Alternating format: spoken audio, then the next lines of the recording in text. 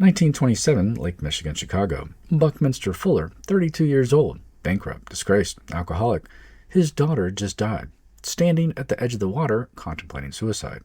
I'm a failure. I've ruined everything.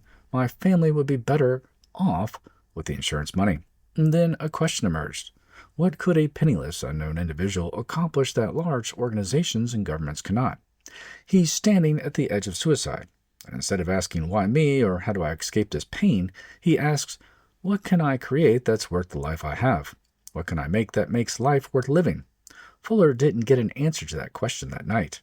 He got a question worth pursuing, and that question generated the geodesic dome, the strongest, lightest structure known to engineering.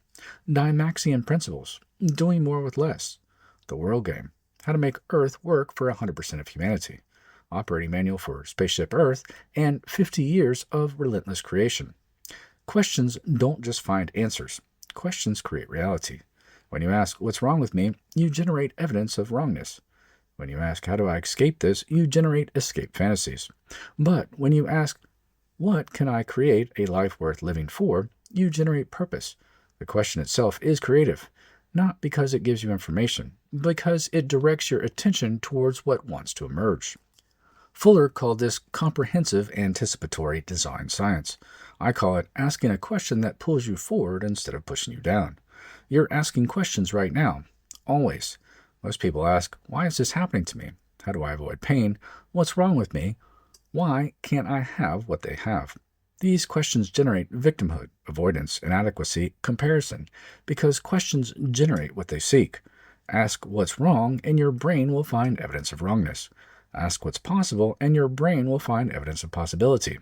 Fuller's question, what can a penniless, unknown individual accomplish that large organizations cannot?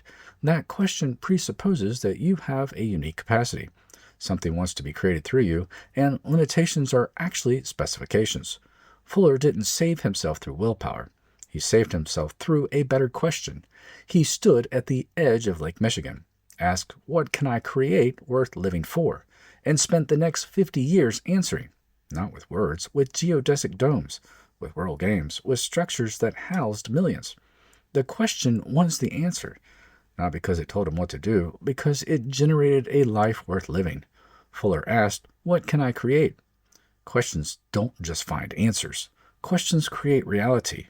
What questions are you asking?